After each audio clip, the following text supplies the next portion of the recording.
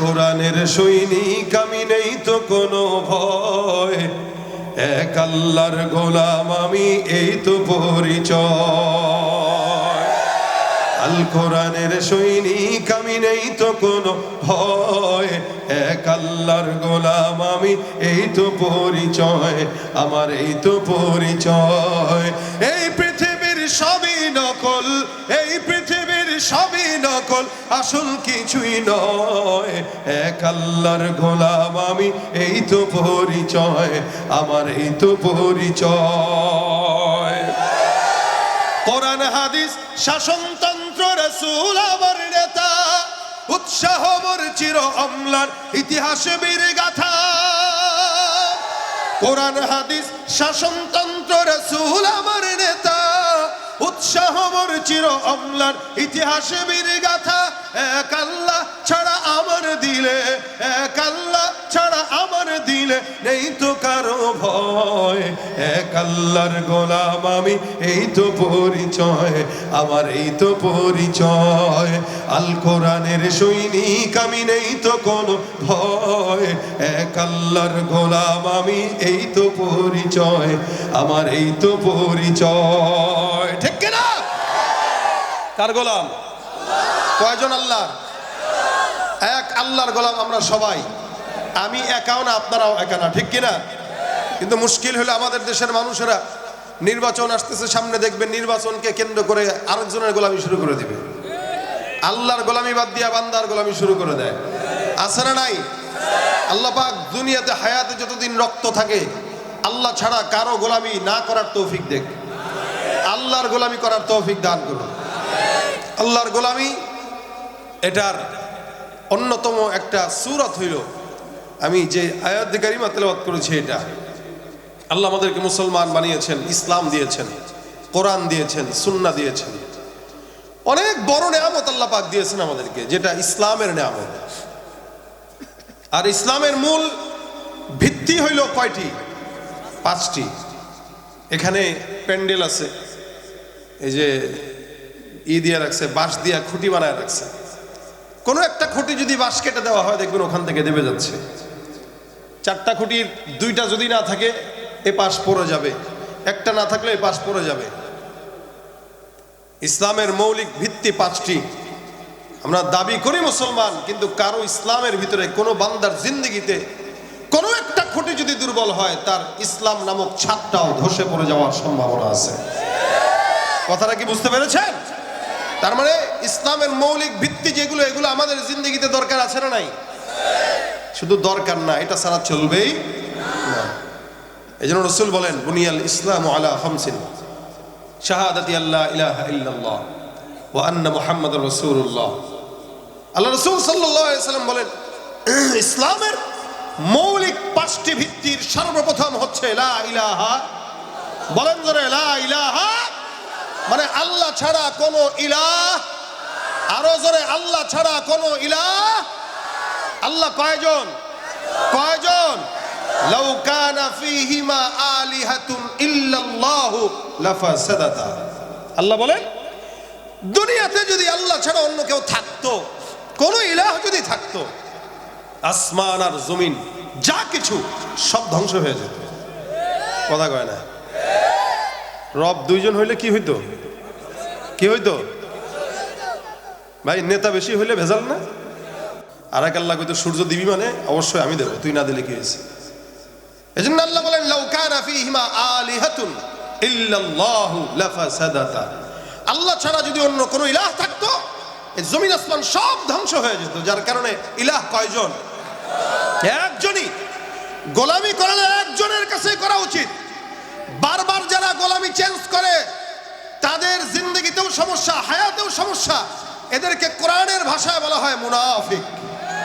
কথা ঠিক কিনা বলেন? গোলামি চেঞ্জ করা যাবে, কিন্তু আমাদের দেশের মানুষের এত এত বেহায়া। আমাদের দেশের মানুষ, আল্লাহ যেই বান্দাকে জান আর মালের বিনিময়ে জান্নাত দিয়ে দিয়েছেন, ওই বান্দা 100 টাকার সিরা নোটের বিনিময়ে তার নিজের জিন্দেগি নেতার পায়ে বিসর্জন করে দেয়।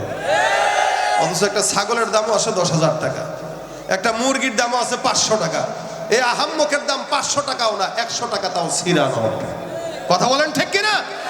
যাদের গোলামি করে তারা আঙ্গুল ফুলে কলা গাছ হয়, আর সে টিস্যুর মতো ব্যবহার হয়।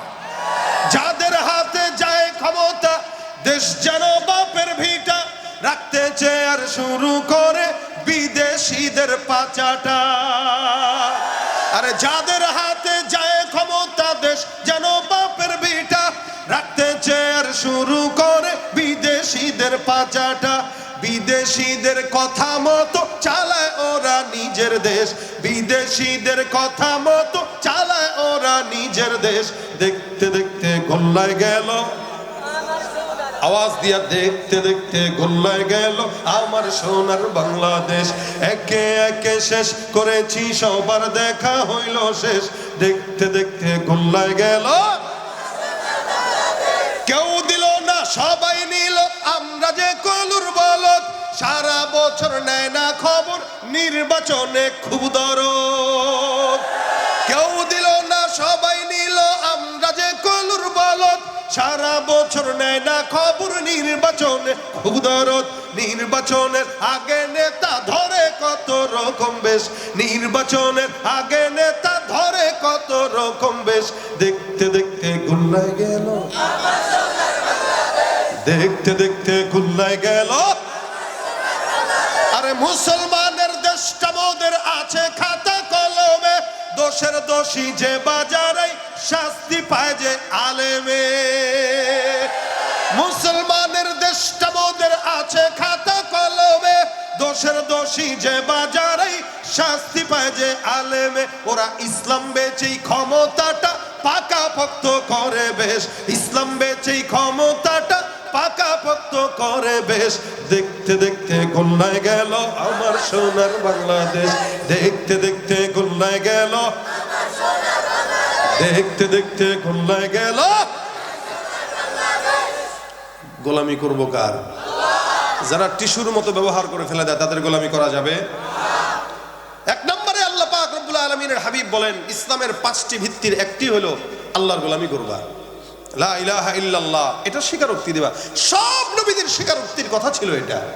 আদম থেকে মুহাম্মদ পর্যন্ত, রাসূলুল্লাহ সাল্লাল্লাহু আলাইহি ওয়াসাল্লাম পর্যন্ত সমস্ত নবীদের কার্যক্রম ছিল এক আল্লাহর গোলামি করা, এক আল্লাহর দিকে ডাকা। ইয়া আইয়ুহান নাস কুলু লা ইলাহা ইল্লাল্লাহ তুফলিহু। রাসূলের দাওয়াতি মিশন ছিল এই কথার উপরে। তার মানে এটা আমাদের সর্বপ্রথম। কিন্তু মুশকিল হইল আমরা বর্তমান সময়ে যারা মুসলমান আছি, আমরা ইসলামটাকে খুব সহজে পেয়ে গেছি, যার কারণে আমাদের কাছে ইসলামের গুরুত্ব নেই। কথাটা আরেকটু বুঝেন, কেমনে সহজে পেয়েছি? আমার বাবা মুসলমান তাই আমি মুসলমান, জন্মসূত্রে দাদা মুসলমান তাই বাবা মুসলমান, আর বাবা মুসলমান তাই আমি মুসলমান। এই যে ইসলাম পালন করতে যে আপনার আমার কোনো রক্ত দেওয়া লাগে নাই, জীবন দেওয়া লাগে নাই। যদি সাহাবা আজমাইনদের মতো রক্ত দেওয়া লাগতো, জীবন দেওয়া লাগতো, জীবনের প্রত্যেকটা পদক্ষেপে ইসলাম ছাড়া কারো গোলামি করতে পারতাম না। যেহেতু রক্ত দেওয়া লাগে নাই, এই জন্য যা মন চায় তাই করি। জীবন দেওয়া লাগে নাই, যা মন চায় তাই করি। এই জন্য নিয়ত করেন আল্লাহ ছাড়া কারো পা চাটার সময় নেই, আল্লাহ ছাড়া কারো গোলামি করার সময় নাই। মুসলমান যদি হন, ইজ্জত যদি থাকে, আপনার যদি থাকে, সম্মান যদি থাকে, আল্লাহ ছাড়া কারো গোলামি কোন মুসলমান করতে পারে?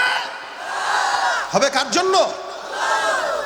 যে আল্লাহ খাওয়ায় তার কথা শুনবো, তুই কে? যে আল্লাহ পড়ায় তার কথা শুনবো, তুমি কে? যে আল্লাহ দেয় তার কথা শুনবো, তুমি কে? তুমি নিজেও তো ফকির, আরেকজনের কাছ থেকে চুরি করে ঘুষ খেয়ে সুদের টাকা নিয়ে তারপরে আনো, তোমার কাছে কি চাওয়ার আছে? এই জন্য ইসলামের মৌলিক 5টি ভিত্তির প্রথমটি হচ্ছে লা ইলাহা ইল্লাল্লাহ। এটা অনেক বড় দামি জিনিস। এটার আলোচনা করা আমার আপনাদেরকে মাকসাদ না, বাকি আসলো যেহেতু বললাম।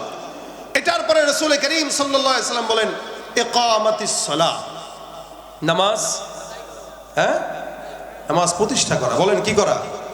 বলেন সবাই বলেন, নামাজ প্রতিষ্ঠা করা। আল্লাহ পাক কোরআনে অসংখ্য জায়গায়, 82 জায়গায় আল্লাহ পাক নামাজের কথা বলেছেন, কোথাও বলেন নাই আদায় করো। আল্লাহ পাক আমানত আদায় করতে বলেছেন, আনতু আদ্দুল আমানা, কিন্তু নামাজের বেলায় আল্লাহ বলেছেন ইকামা, প্রতিষ্ঠা করা। কেন? এই প্রতিষ্ঠা করার কথা আল্লাহ পাক এই কারণে বলেছেন, নামাজ এটা সমাজ থেকে গুনাহ উপড়ে ফেলে, নামাজ এটা সমাজ থেকে গুনাহ দূর করে। এটা যদি প্রতিষ্ঠা না হয় গুনাহ দূর হবে। আর প্রতিষ্ঠা মানে কি? যেটা সংসদে আইন পাশ করে প্রতিষ্ঠা হয়। আফসোস, এদেশে মদের আইন পাশ করা হয়, নামাজ প্রতিষ্ঠার আইন পাশ করা হয় না।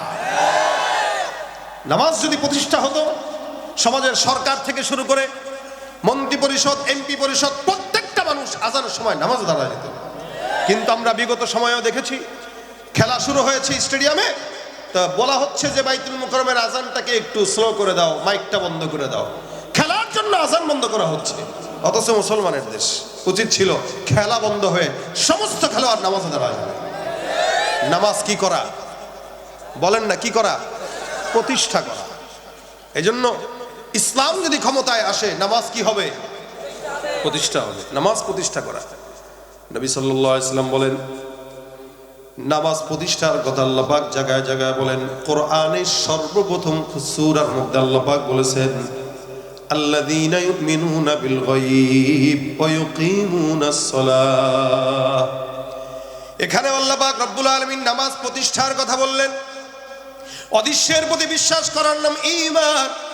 আল্লাহ পাক রব্বুল আলামিন এই জায়গাতে ঈমানের পরে বান্দার জন্য নামাজ প্রতিষ্ঠা করার কথা বললেন। আল্লাহ রাসূল সাল্লাল্লাহু আলাইহি ওয়াসাল্লাম ইন্তেকালের আগ মুহূর্ত পর্যন্ত একটা শব্দ বলেছেন, আসসালাহ আসসালাহ ওয়া মা মালাকাত আইমানুকুম। আমার পয়গম্বর এই জায়গাতেও নামাজের কথা বললেন। নামাজের জন্য আল্লাহর নবী কষ্ট করলেন, নামাজের জন্য রক্ত ঝরাইলেন। কিন্তু বর্তমান সময়ে কিছু আউল বাউলরা আছে যারা নামাজের ধারও ধারে না, উলঙ্গ থাকে। এই মুসলমান চুল দিয়া সারা দেহ ভরে যায়, গোসল করে না। আবার মাইক সামনে নিয়ে কয় আল্লাহর কথার আগা মাথা নাকি সে বুঝে না। আমি বলি, যার মগজের ভিতরে গাজা ভরা, গোবর ভরা, ওই গোবরওয়ালা গাজাওয়ালা মগজে আমার মাওলার কথা ঢোকার কথা নয়। ভাইরা আমার, নামাজ এটা প্রত্যেকটা ইমানদারের জন্য জরুরি না ফরজ? বলেন নাকি? আল্লাহ পাক রব্বুল আলামিন প্রত্যেকটা বান্দার জন্য নামাজ ফরজ করলেন, যার কারণে আল্লাহ পাক রব্বুল আলামিন জায়গায় জায়গায় আদেশ দিলেন। নবী করিম সাল্লাল্লাহু আলাইহি ওয়াসাল্লাম বলেন, প্রত্যেকটা ইমানদার যখন দুনিয়ার জমিন থেকে বিদায় হবে, আমার আল্লাহ পাক রব্বুল আলামিন বান্দার দানের হিসাব গ্রহণ করবেন না। আগে আমার আল্লাহ কোন বান্দা কার সঙ্গে কি ব্যবহার করলো এটার হিসাব নেবেন না। কোন বান্দা জিহাদে গেল কি গেল না ওটার হিসাবও নেবেন না। নবী ডাক দিয়া বলেন, আউয়ালু মা ইউহাসাবু বিহিল আবদু ইয়াউমাল কিয়ামাতিস সালাহ। কিয়ামতের ময়দানে আমার আল্লাহ বান্দার সর্বপ্রথম যেটার হিসাব নেবে সেটা হলো কি বলেন তো? নামাজের হিসাব আল্লাহ পাক রব্বুল আলামিন নেবেন। কিন্তু আফসোস, আমাদের সমাজের ভিতরে ফজরের আজানের দিকে, নামাজের সময় মসজিদের দিকে যদি নজর দেওয়া হয়, ফজরের নামাজের ভিতরে মসজিদের দিকে নজর দিলে দেখবেন অধিকাংশ মুসল্লিরা সব বাসায় ঘুমায়। মনে হয় এদেশে কোনো মুসলমান নাই, সব হলো ইহুদি নাসারা। আর জুমার নামাজের দিকে নজর দিলে মনে হয় এদেশের সব হলো মুসলমান। জুমার নামাজে মানুষের অভাব নাই, ফজরের নামাজে হারিকেন দিয়া খুঁজাও দাবি করে ইমানদার, কিন্তু নামাজ নাই। নবী বলেন, যার নামাজ নাই তার ঈমান নাই। নবী বলেন, যার নামাজ নাই তার ঈমান নাই। এ মুসলমান, যারা নামাজ পড়ে না, রমজান আসলেও পড়ে না, রোজাও রাখে না, হজও করে না, যাকাত দেয় না, এই টাইপের মুসলমান যারা আছে, আসলে মুসলমান নাকি ভণ্ড? তুমি রমজান এলে রাখো না রোজা, দিনকে করো আঘাত, পয়সা কড়ির নেই তো অভাব, দাও না তো যাকাত। তুমি রমজান এলে রাখো না রোজা, দিনকে করো আঘাত, পয়সা কড়ির নেই তো অভাব, দাও না তো যাকাত। তুমি ইমানদারির বড়াই করো, নেই তোমার ঈমান। তুমি ইমানদারির বড়াই করো, নেই তোমার ঈমান। তুমি কেমন মুসলমান? তুমি নামাজের সাথে নাই পরিচয়, মানো না কোরআন। নামাজের সাথে নাই পরিচয়, মানো না কোরআন। তুমি কেমন মুসলমান? তুমি কেমন মুসলমান? ঠিক কিনা? নামাজ দরকার না ফরজ? আবার বলেন, দরকার না ফরজ? আমরা তো নামাজে যাইও না। সাহাবা একরাম তাবেঈদের হালত ছিল আজান দেওয়ার আগে আগে আল্লাহর ঘর মসজিদে চলে যেতেন। যার কারণে সাহাবা আজমাইনদের ভিতরে হযরত আবু বকর রাদিয়াল্লাহু তাআলা আনহু এমন একজন আল্লাহর বান্দা, এই আল্লাহর বান্দা সবার আগে আগে মসজিদে যেতেন, আবার বের যখন হতেন সবার পরে পরে বের হতেন। সিদ্দিক আকবর আবু বকর রাদিয়াল্লাহু তাআলা আনহুকে নামাজের জন্য কেউ পিছে ফেলতে পারে নাই। যার কারণে সমস্ত সাহাবা একরাম যদি প্রতিযোগিতা রাখতেন কে আগে যায় দেখবে, তাকায় দেখতেন ওই ঘরের ভিতরে সবার আগে আল্লাহর নবীর সাহাবী আবু বকর বসা। সাহাবীদের হালত তো ভিন্ন, তাবেঈদের হালত ছিল এরকম। সাঈদ ইবনুল মুসাইয়িব রাহমাতুল্লাহ আলাইহি আমি বহুত বড় একজন বুজুর্গ তাবেঈ, আজানের আগে আগে আল্লাহর ঘর মসজিদে যাইতেন। একদিন আল্লাহর বান্দাকে তারা খাদেম ডাক দেয়া বলে, হুজুর আপনাকে আমরা কখনো আজানের আগে আগে ছাড়া মসজিদে ঢুকতে দেখি নাই, সব সময় আজানের 1 ঘন্টা 2 ঘন্টা আগে মসজিদে চলে যান। হাদিসে আমার পয়গম্বর ডাক দেয়া বলেন, কিয়ামতের ময়দানে আমার আল্লাহ ওই বান্দা 7 প্রকার যাদেরকে আমার মাওলা তার আরশের নিচে ছায়া দান করবেন। যেদিন সূর্যটা মাথার 1 বিঘা উপরে থাকবে, আল্লাহর নবী বলে ওই দিন আমার আল্লাহ 7 প্রকার বান্দাকে আল্লাহর আরশের নিচে ছায়া দিবে।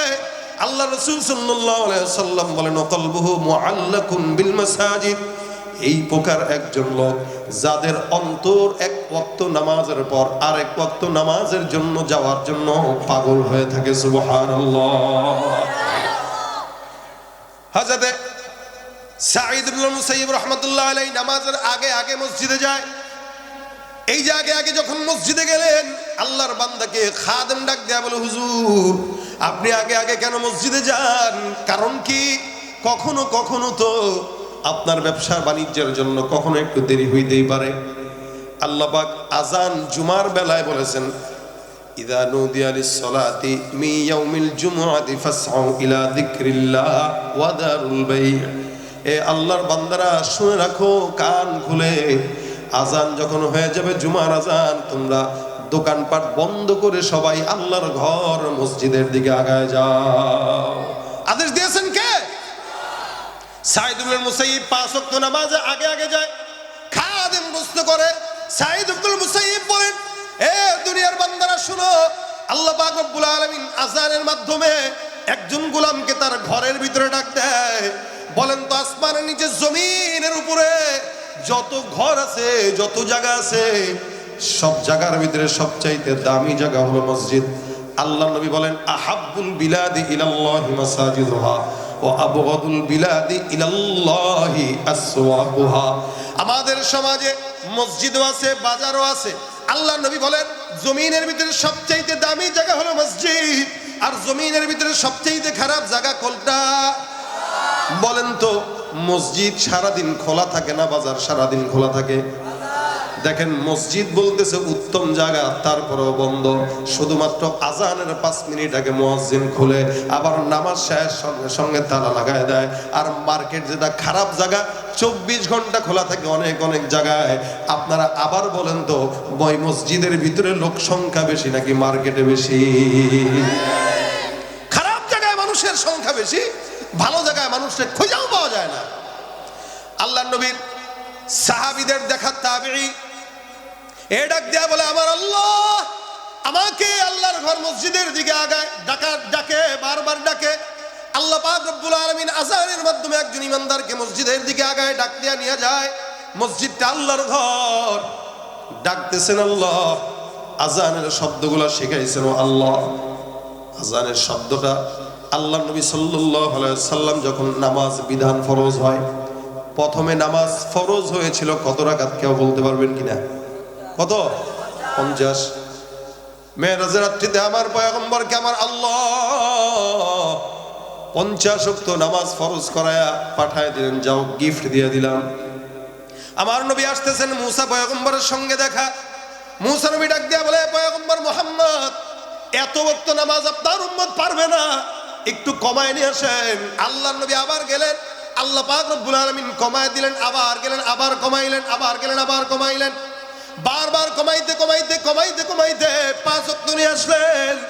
আমার নবীকে মুসা ডাক দিয়ে বলে, পয়গম্বর এই যে 5 ওয়াক্ত নিয়ে আসলেন, আপনার উম্মতরা 5 ওয়াক্তও পারবে না, আরো কমায় নিয়ে আসেন। আমার নবী ডাক দেয়া বলে, আমি আমার মাওলার কাছে যাওয়ার জন্য এখন লজ্জা বোধ করি, আর যাওয়া যাবে না। আমার আল্লাহ পাক ডাক দেয়া বলে, এ পয়গম্বর আপনি যে লজ্জা বোধ করলে আর কমাইলেন না, আমি আল্লাহ ঘোষণা দিলাম আপনার উম্মতরা 5 ওয়াক্ত নামাজ যদিও পড়বে, আমি আল্লাহ 50 ওয়াক্ত রাকাতের সওয়াব দিয়ে দিব।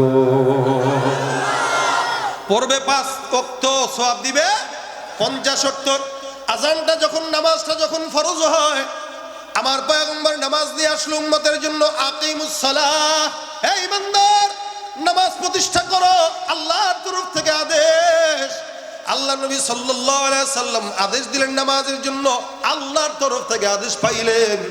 এখন টেনশন হইল নামাজের সময় কেমনে বান্দারে ডাকবে, কি বইলা ডাকবে, কখন নামাজের সময় বুঝবে কেমনে। সাহাবাজ বাইনদের সঙ্গে পয়গম্বরের বৈঠক।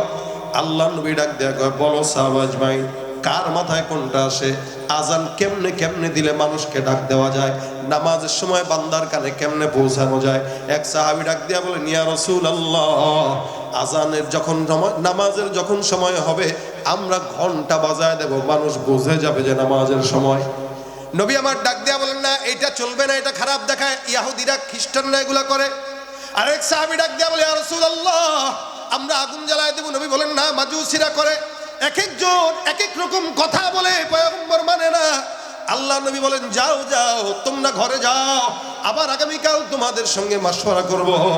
আমার আল্লাহ পাক রব্বুল আলামিন যেন কোনো সুন্দর একটা মাশওয়ারা আমাদেরকে দেন, কোনো একটা সুন্দর সিদ্ধান্ত যেন মাওলার তরফ থেকে আসে। সাহাবা একদম যার যার মতো চলে যায়। আল্লাহ নবী সাল্লাল্লাহু আলাইহি ওয়াসাল্লাম চলে গেলেন, সাহাবা আজমাইন চলে যায়। রাতের বেলা ঘুমাইলেন। এক সাহাবী নাম হলো আব্দুল্লাহ ইবনে যায়েদ ইবনে আব্দুর রাব্বি। সাহাবী রাতের বেলা ঘুমাইলেন, ঘুমের ভিতরে স্বপ্ন দেখলেন কোন একটা আল্লাহর বান্দা ওই সাহাবীর সামনে আজানের সমস্ত শব্দগুলো উচ্চ কণ্ঠে সুন্দর করে তেলাওয়াত করে শোনায় দিলে। কিসের ভিতরে? স্বপ্নের ভিতরে। সাহাবা একরামদের স্বপ্ন সত্য ছিল, নবীদের স্বপ্ন সত্য ছিল। ওনারা অযথা জিনিস স্বপ্ন দেখতেন না। আমাদের স্বপ্ন তো শয়তান আমাদেরকে দেখায়। আল্লাহ নবীর সাহাবী স্বপ্নের ভিতরে দেখলেন আজানের আওয়াজগুলো যেন কেউ তার কানের ভিতরে দিল। সাহাবী ঘুম থেকে উঠে দেরি করে নাই, দৌড় দিয়া পয়গম্বরের কাছে যায়, আল্লাহর নবীর কাছে যায়, ডাক দিয়া বলে, ইয়া রাসূলুল্লাহ আমি ঘুমের ভিতরে স্বপ্ন দেখলাম কেউ একজন আমার সামনে আজানের শব্দগুলো উচ্চারণ করছিল। কেমন কেমন চমৎকার শব্দ। নবী বলেন, কি শব্দ? সাহাবী বলেন, আল্লাহু আকবার, আল্লাহু আকবার, আশহাদু আল্লা ইলাহা ইল্লাল্লাহ, আশহাদু আন্না মুহাম্মাদুর রাসূলুল্লাহ, হাইয়া আলাস সালাহ, হাইয়া আলাল ফালাহ, আল্লাহু আকবার, আল্লাহু আকবার, লা ইলাহা ইল্লাল্লাহ। এই সকল শব্দগুলো আমার কানে কানে বলে বলে চলে গেল। আল্লাহ নবী ডাক দিয়ে বলে, আল্লাহু আকবার, যেই শব্দগুলো তুমি দেখলা এই শব্দগুলো তুমি দেখো নাই, আসমানের মালিক তোমাকে দেখায় আমাদেরকে আজান শিখিয়েছে। সাহাবী আজান দেখলো, আল্লাহ নবী সাল্লাল্লাহু আলাইহি ওয়াসাল্লাম ডাক দিয়া বলেন, হে সাহাবা আজমাইনের দল, তোমাদের ভিতর থেকে কার কণ্ঠ বেশি দরাজ ওই ব্যক্তিকে ডাক দাও আর আজানের শব্দগুলো শেখায় দাও। বলো আমি পয়গম্বর বললাম ইসলামের শুরুর আজানটা যেন ওই দরাজওয়ালা ব্যক্তি দেয়। নবীর আদেশে বেলালকে ডাকা হয়।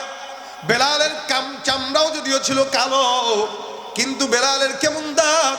আমার নবী বলেন, মেরাজের রাত্রিতে আমি যখন জান্নাতে গেলাম, আমি জান্নাতে হাঁটতেছি, আমি জান্নাতের ভিতরে থাকলাম, দেখলাম, তাকাইলাম, ফিল করলাম, অনুভব করলাম আমার পায়ের নিচে পিছনে পিছনে আমার কালো বেলালের পায়ের আওয়াজ শোনা যায়। বেলাল রাদিয়াল্লাহু তাআলা আনহুকে আজান শেখানো হয়ে গেল। বেলাল রাদিয়াল্লাহু তাআলা আনহু আজান যখন দিলেন, উঁচু জায়গায় উঠলেন। বলেন তো আজকের যে মাহফিলের মাইকটা লাগানো হয়েছে, এখান থেকে সর্বোচ্চ 2 কিলোমিটার দূরে হয়তো আওয়াজ যাবে, নাও যেতে পারে, 1 কিলোমিটার যেতে পারে, বেশি যাবে না। কিন্তু হাদিসের কিতাবগুলোতে মুফাসসিরিন একটা ঠিক উল্লেখ করেছেন, বেলাল যখন আজান দিত, বেলালের আজানের ধ্বনি মদিনার জমিন থেকে 9 মাইল দূরে শোনা যেত। জোরে বলেন মিয়া সুবহানাল্লাহি ওয়া বিহামদিহি। কত বড় দরাজ কণ্ঠের অধিকারী। আমরা একটা তাকবীর দিলেই কই বাপ রে বাপ, কণ্ঠ কি ঘোড়ার ডিম। বেলালের আওয়াজ কয় মাইল দূরে যায়? 9 মাইল। বেলাল আজান দিয়ে দিবেন। আল্লাহ পাক এই পৃথিবীর প্রত্যেকটা আনাচে কানাচে প্রতিটা সেকেন্ডে আল্লাহু আকবার নামের ধ্বনি উচ্চারিত করতে থাকেন। সুবহানাল্লাহ। টাইমের এলোমেলোর কারণে এখানে 12টা, কোন জায়গায় 12টা 1, কোন জায়গায় 12টা 2, এমন করে করে বিশ্বের প্রতিটা প্রান্তরে প্রান্তরে প্রতিটা সেকেন্ডেই আল্লাহু আকবারের ধ্বনি বাজতেই থাকে, বাজতেই থাকে।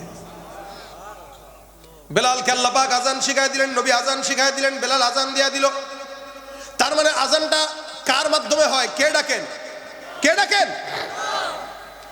সাঈদ ইবনে মুসাইয়িব রাহমাতুল্লাহ আলাইহি বলেন, শুনো, আমি যে আমার মাওলার ঘরে আগে আগে যাই।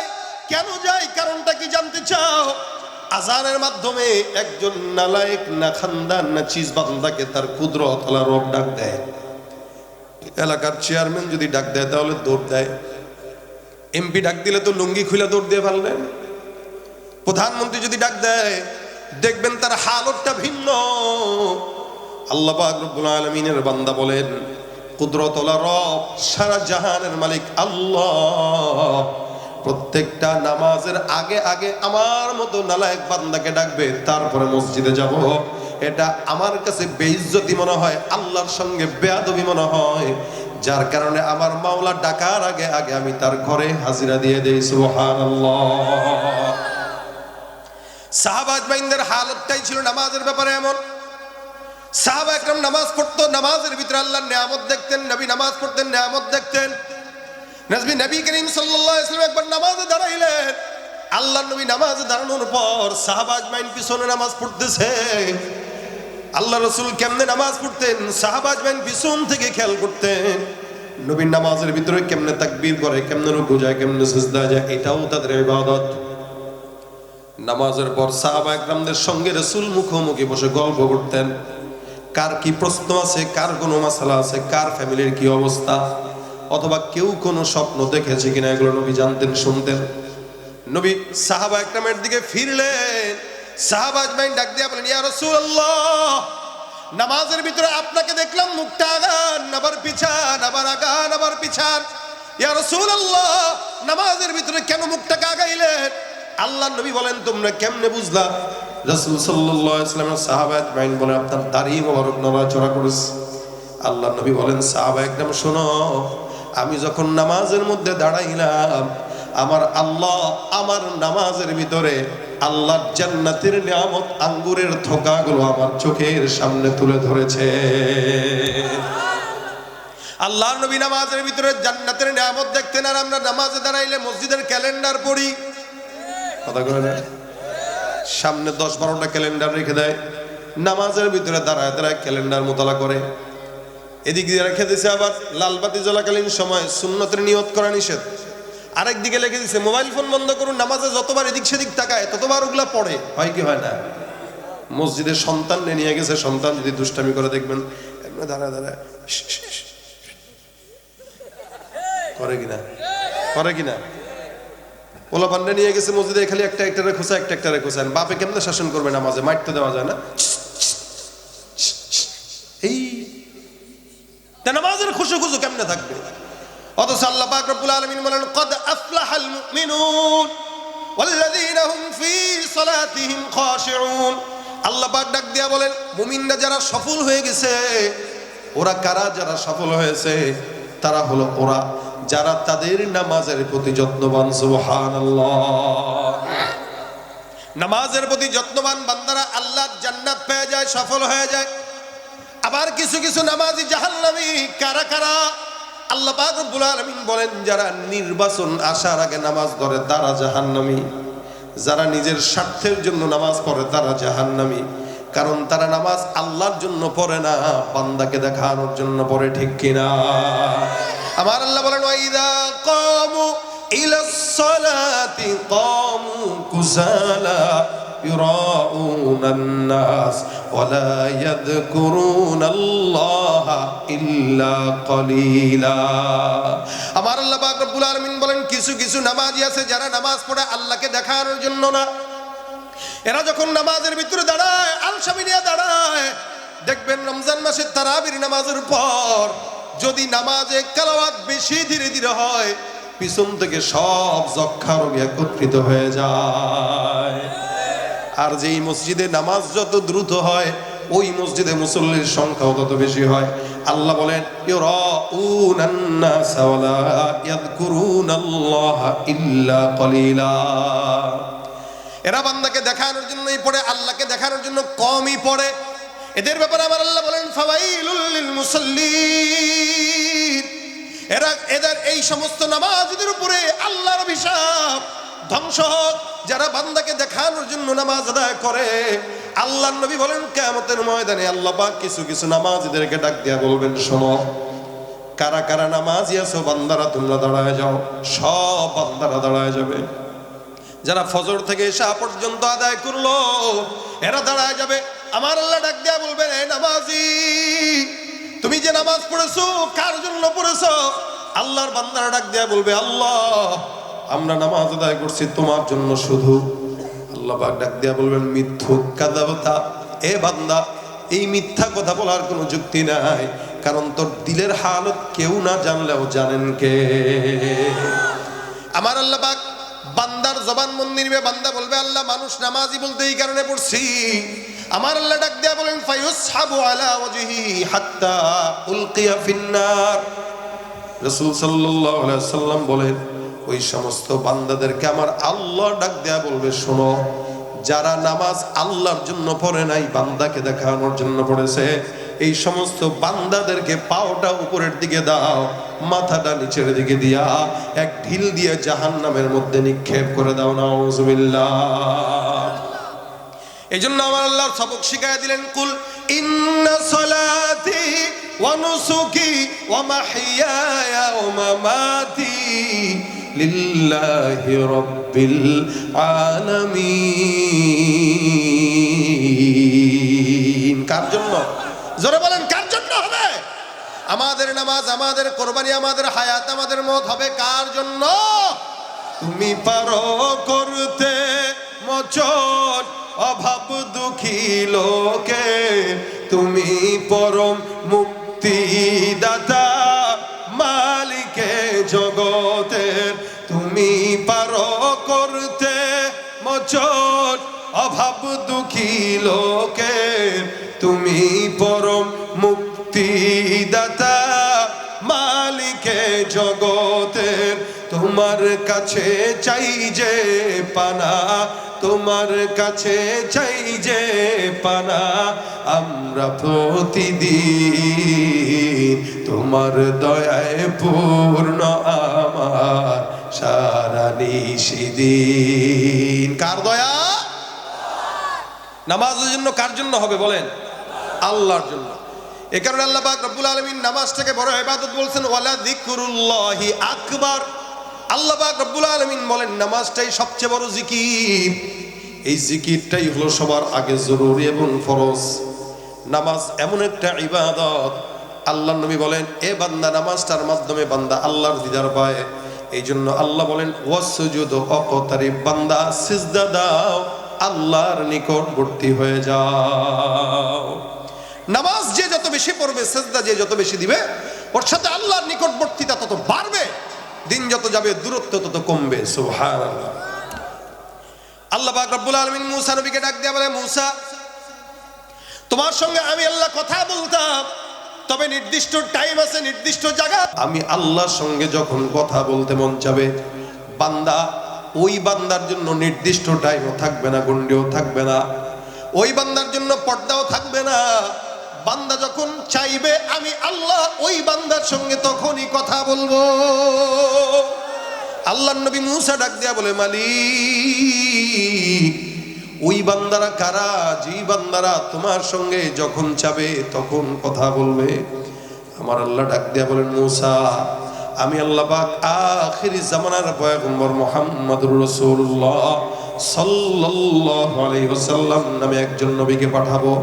তুমিও তো তাকে চিনো, তুমিও তো তাকে জানো। হে মুসা, ওই নবীর উম্মতটা যখন আসবে আর ফজরের নামাজ, যোহরের নামাজ, আসরের নামাজ, মাগরিব, এশা, আওয়াবিন, চারটো তাহাজ্জুদ নামাজের ভিতরে দাঁড়ায় পড়বে আলহামদুলিল্লাহি রাব্বিল আলামিন, আমি আল্লাহ পাক বান্দার আয়াতের মোকাবেলায় সঙ্গে সঙ্গে বান্দার জন্য জবাব দিয়া বলবো হামিদানি রব্বি।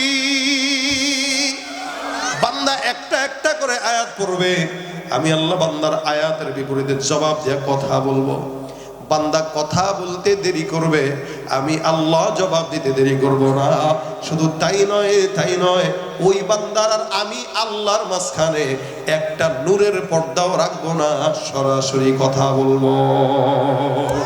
মাওলা তোমায় ভালোবেসে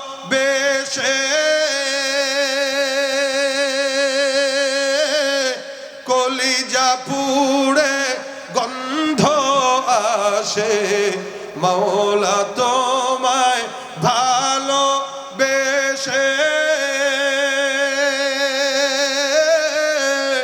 কলিজা পুড়ে গন্ধ আসে, আমি তোমার নূরে যাব মিশে, দূরে ঠেলে দিও না, পুরে পুড়ে ছাই হইল এই যে পাগলের সিনা, মাওলার ইশকে জলে আগুন নিভাইলে যে নিভে না, পুরে পুড়ে ছাই হইল এই যে পাগলের সিনা। মোহাম্মত কার সাথে হবে, কার সাথে রাখবো? কিসের মাধ্যমে? নামাজের মাধ্যমে। এই জন্য নামাজ কেন্দ্রিক যত কিছু আছে আল্লাহ সবকিছুকে দাবি বানায় দিয়েছে। নামাজের সঙ্গে কপালের সম্পর্ক, সেজদা দেওয়া লাগে, যার কারণে আল্লাহ বলেন সেজদা দ্বারা যায় সীমাহুম ফি উজুহিহিম মিন আসারিস সুজুদ, তাদের চেহারা দেখলে বোঝা যায় তাদের চেহারায় সেজদার দাগ। যারা ঘুষ খায় চেহারার ভিতরে ঘুষখোরের দাগ দেখা যায়, যারা জেনা করে চেহারার ভিতরে গুনার দাগ দেখা যায়, যারা রাতের বেলা সেজদা দেয় তাদের চেহারা থেকে সেজদার আলামত নূর প্রকাশ পায়। নামাজের কারণে কপালের দাম। নামাজটা হয় কোথায়? কথা কয় না, মসজিদে হয়, যার কারণে মসজিদের দাম। এটা আহাব্বুল বিলাদ, এই জমিনের সবচাইতে আল্লাহর কাছে পছন্দনীয় জায়গা মসজিদ। কেন? এখানে নামাজ হয়। শুধু তাই নয়, নামাজের মাধ্যমে আল্লাহ পাক রব্বুল আলামিন এটা দামি করার কারণে যে ওযু করা লাগে ওযুকেও দামি বানাইছেন। নবী করিম সাল্লাল্লাহু আলাইহি ওয়াসাল্লাম বলেন, কোন ইমানদার বান্দা যদি নামাজের জন্য ওযু করে, ওযুটা নামাজের জন্য শর্ত। কোন ইমানদার বান্দা যখন ওযু করবে, আল্লাহ পাক রব্বুল আলামিন হাত যখন বান্দা ধুবে, হাতের পানি দিয়া বান্দার হাতের গুনাহকে আল্লাহ ঝরায় নিয়ে নেবেন। মুখ যখন ধুবে, মুখের পানির সঙ্গে মুখের গুনাহ ঝরে যাবে। পাও যখন ধুবে, পায়ের পানির সঙ্গে পায়ের গুনাহ ঝরে যাবে। আমাদের আকাবির আসলাফরা, ইমামে আজম আবু হানিফা রাহমাতুল্লাহ আলাইহি পর্যন্ত অনেক অনেক বান্দা ওযুর পানির সাথে গুনাহ ঝরে যাওয়ার জন্য দেখেছে।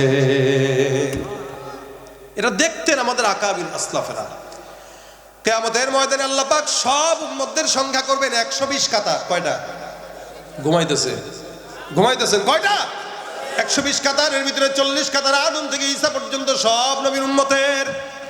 আল্লাহ নবী বলেন বাকি 80 কাতার আমি পয়গম্বরের উম্মত। আল্লাহ নবীর সাহাবীরা ডাক দিয়া বলে, ইয়া রাসূলুল্লাহ, এতগুলো উম্মত আপনি কেমনে বুঝবেন? সুপারিশ যদি করেন আপনার নবীর উম্মতকে, যদি পেছ থেকে দাউদ পয়গম্বরের উম্মত চলে যায় কি হবে? নবী আমার ডাক দিয়া বলেন, এত সহজ নয়। আমার উম্মত সেরা, আমার উম্মত চিহ্নিত। আমার উম্মতটা নামাজের জন্য যে ওযু বানাইছে, আমার আল্লাহ কিয়ামতের ময়দানে ওযুর অঙ্গ প্রত্যঙ্গ গুলো নূরে ঝলমল করে দিবেন। সুবহানাল্লাহ। যার কারণে এক একটা করে দেখবো আর ঢুকাবো, দেখবো আর ঢুকাবো। ওই 80 জনই যাবে, 40 গুলা যাবে না। 40 গুলা তাদের মতো যাবে, আমার গুলা আমার মতো করে যাবে। সুবহানাল্লাহ। এই জন্য নামাজ কেন্দ্রিক সবকিছু দামি। এই জন্য আল্লাহ নবী বলেন, মান বানা লিল্লাহি মাসজিদান বানাল্লাহু লাহু বাইতান ফিল জান্নাহ। কোন ইমানদার যদি জমিনের ভিতরে একটা মসজিদ বানায় দেয়, মানে গোটা মসজিদ বানায় দেবে, বিষয়টা এরকম না। একটা ইট দিল, একটা সিমেন্ট দিল, একটা রড দিল। আল্লাহ নবী বলেন, কেউ যদি মসজিদের জন্য একটু কষ্ট করে 1 টাকাও দেয়, বানাল্লাহু লাহু বাইতান ফিল জান্নাহ, আমার আল্লাহ ওই বান্দার জান্নাতে তার জন্য একটা ঘর বানায় দিবেন। সুবহানাল্লাহ। নাস্তিকতা নিপাত যাক, দিন ইসলাম জিন্দাবাদ। নাস্তিকতা নিপাত যাক, দিন ইসলাম জিন্দাবাদ। কোটি প্রাণে একই আওয়াজ, খোদাদ্রোহী ছাড় পাবে না, এই বাংলা ঠাই হবে না, মুসলমানরা জেগেছে আজ।